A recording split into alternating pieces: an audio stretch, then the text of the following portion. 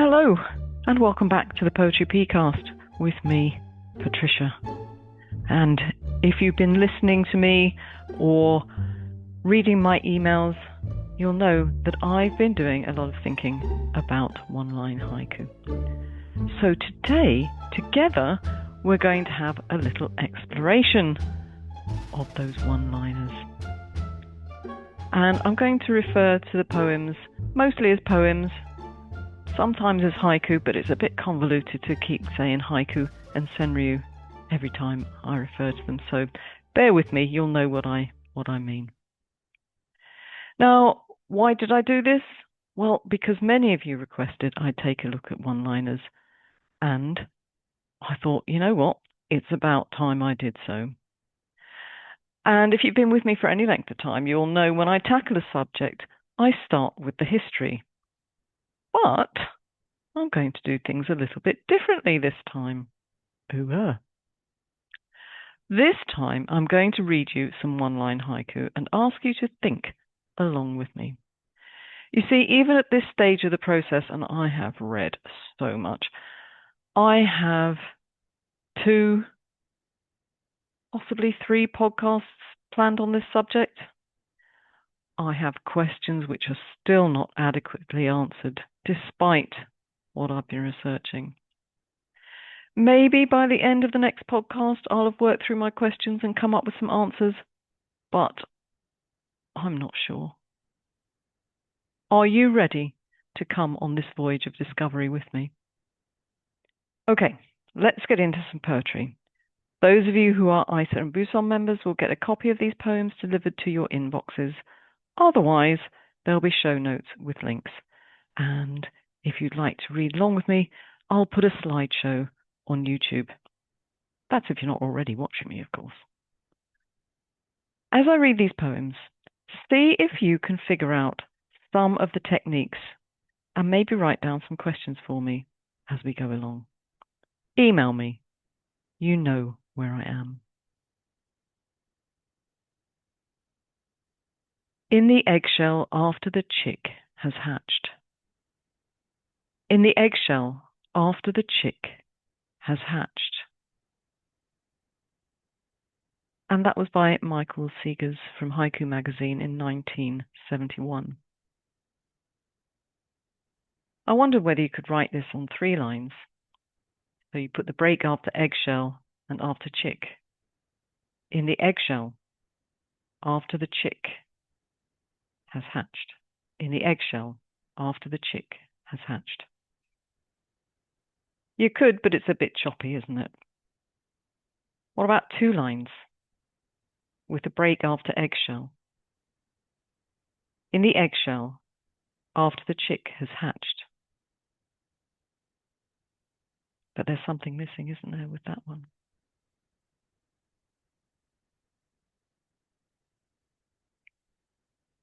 Rain in gusts below the deadhead trout swell. Rain in gusts below the deadhead trout swell. That was by John Wills, who, as you know, is one of my favourite poets. And it's from Up a Distant Ridge, written in 1980, or published in 1980. And we've spoken about this poem before, because later in his life, he took another look at it, and he did edit this to a more traditional 3-line poem, making the break after gusts and deadhead. Rain in gusts below the deadhead trout swell. Rain in gusts below the deadhead trout swell. Which do you prefer? I think, if I'm honest, I prefer the 3-line version. The 1-line version travels too fast on the line for me. In the 3-line, I've got more time to think. More time with the image, more time to savour the poem.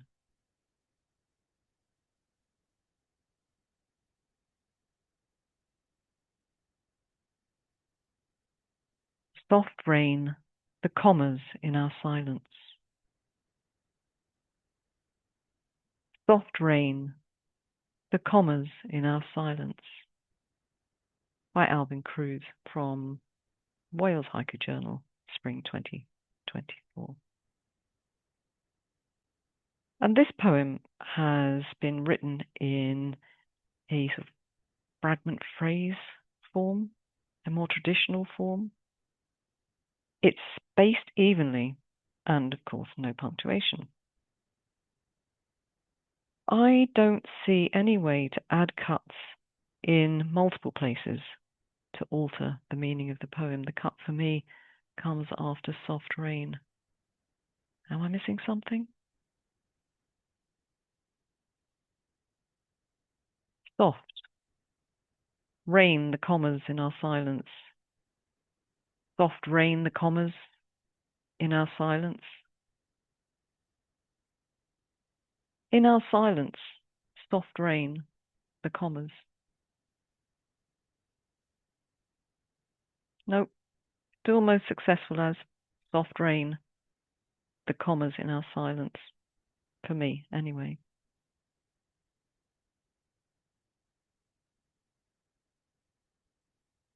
Leaving all the morning glories closed. Leaving all the morning glories closed.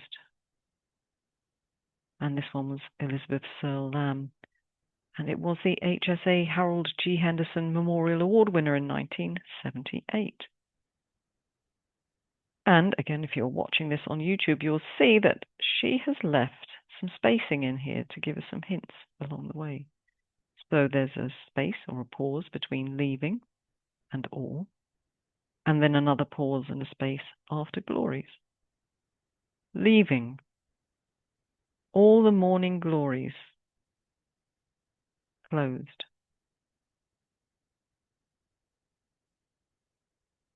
And again, it set me wondering, would it have been tempting to write this poem as a 3-line poem, with the middle line as a pivot? Leaving, with maybe an ellipsis. All the morning glories closed. Or, leaving all the morning glories closed. But all in all, the 1-line version, at least when you're reading it on the page, works the best, in my humble opinion.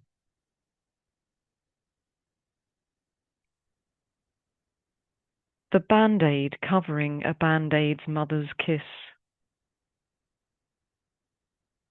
The band-aid covering a band-aid mother's kiss. A 1-line poem by Carla Ramesh from Upstate Dim Sum in 2017. And I've read it as it appears on the page. No punctuation, straight across. And sometimes I think it would be nice to have some hints in the punctuation. And then sometimes it's not, because you can play with the poem to your heart's content, and that's what I'm going to do now. Mother's kiss, the band-aid covering a band-aid. The band-aid covering a band-aid. Mother's kiss. Covering a band-aid. Mother's kiss, the band-aid. Lots of opportunities to play with Carla's poem and get a real feel for it.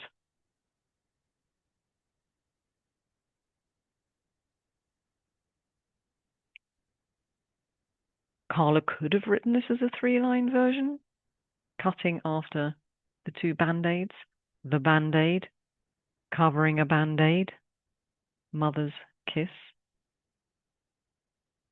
But I think it takes something away from the rhythm and disguises that lovely circular form of the poem.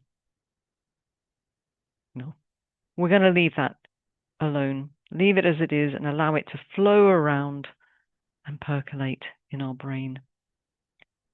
And if you'd like to learn more about Carla and her poetry, she has been on the podcast a few times. She always gives us a masterclass when she comes. But there's one particular podcast that is pertinent to today's edition. I'll add some links in the show notes. Still pond, alive with clouds. Still pond, alive with clouds. And that's by Tess Sherman from The Heron's Nest in 2025. And what great imagery Tess has used. You're there with her, aren't you? You're at that still pond, lovely still day with oodles of clouds. In my mind, big, fluffy, cumulus clouds. Maybe drawing up for a storm. And they do bring life to that pond, don't they? Still pond, alive with clouds.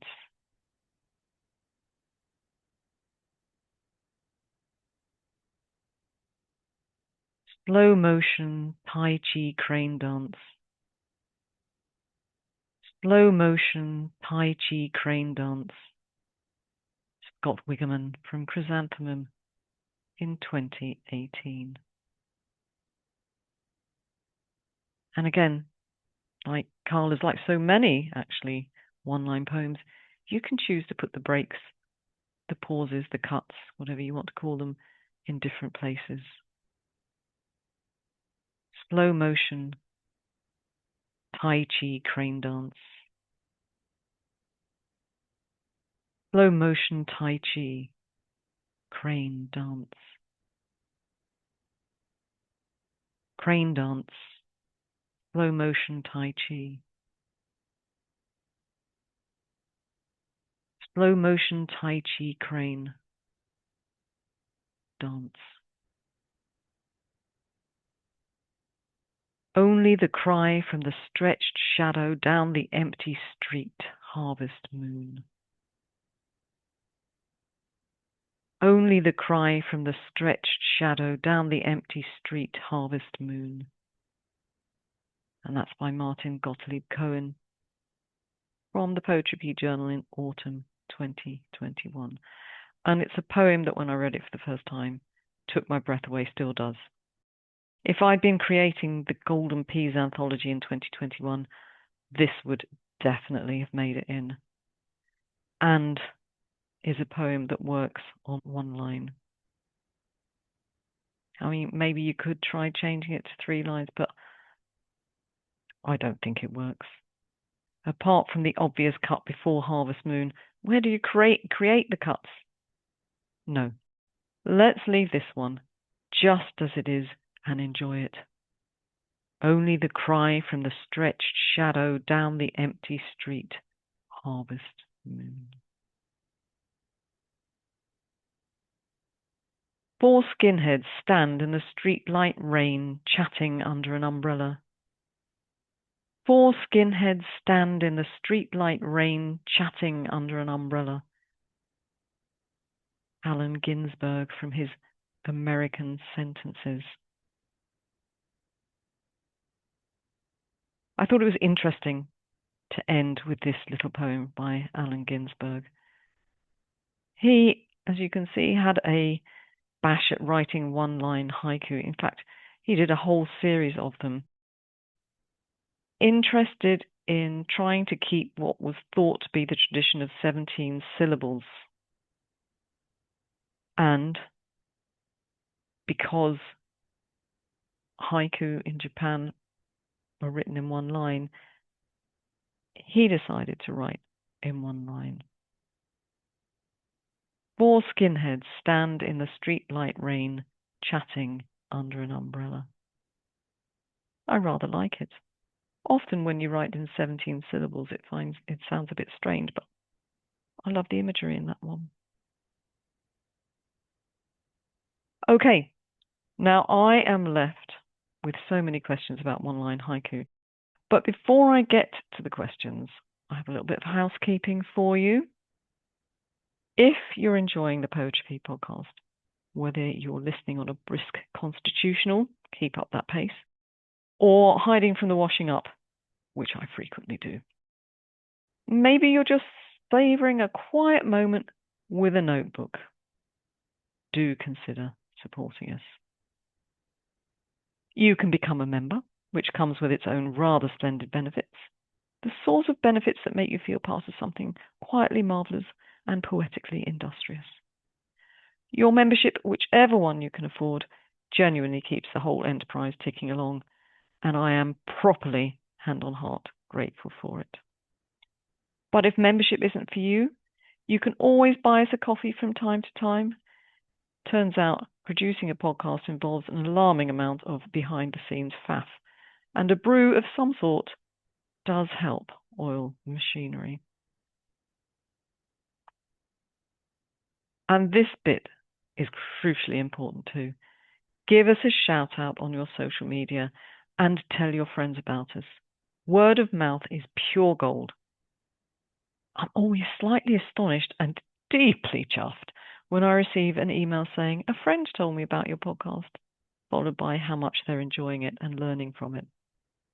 It never stops being wonderful and extraordinary. So thank you, genuinely. Whether you support us with a membership, a coffee, a mention online, or you're just there to listen, it all helps more than you know. You're the reason this little poetry corner of the world continues to grow, and I'm ever so grateful. Right, back to the questions. Maybe you can help me. Email me. You might have answers. You might have more questions. Tell me. But right at this moment in time, this is where I am. So my first question, have we, with our attempts at one-line poetry, appropriated the Japanese short form?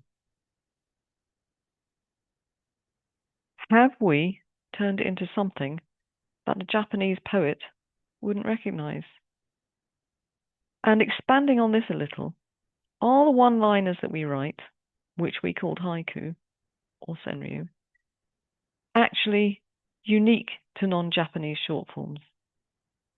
I'm loath to say they're unique to the English short form because I bet if I ferret around in the haiku of other languages, I might find similar poetry. Not sure I'm going to get to the bottom of this one. Anyone got any helpful answers, sources I can read? Next question. If we limit this piece of work to just looking at English language haiku and senryū, do English language one-liners conform to our idea of English language haiku and senryū? Not ready to answer that one yet. Is a one-line haiku just because the poet says it is? Ooh, might have some views on that. Keep you posted. Are some of the one-liners we're seeing in our haiku and senryū journals actually haiku stroke senryū? Let alone poetry. Ooh. And are there techniques to writing them? Well, happily, I'm going to talk about technique next week so that your one-liners, and indeed mine, can take on a new sheen of brilliance. So do come back and join me for that one. It's been a pleasure to share these poems with you. I must thank everyone who helped me by sending me poems and thoughts. You know who you are. I'm eternally grateful, but I don't want to be that Oscar winner who forgets to mention the most important person, so I'm going to leave it at that. So, in the spirit of Mission Impossible, imagine me speaking in a very serious voice while adjusting my entirely non-Secret Service earpiece. Your mission, should you choose to accept it, is this. Send me your questions about one-line haiku. The puzzling ones, the thorny ones, the critical ones. I want them all. And if you happen to know anyone who is genuinely knowledgeable about the rhythm of Japanese haiku, and I mean properly knowledgeable, ideally with linguistic qualifications, do point me in their direction. This message will not self-destruct. It will, however, wait patiently for eternity on this podcast. But more important than secret missions, poetic espionage, syllabic sleuthing is this. Yes, you know it. Keep writing. Because the only truly impossible mission is becoming a writer without actually putting pen to paper. So wherever you are, whatever stage you're at, and however perplexing your haiku may be, keep at it. And don't forget to whiz along to the website, check out the show notes, because it'll have links. And that will help your haiku writing. See you next week. Ciao.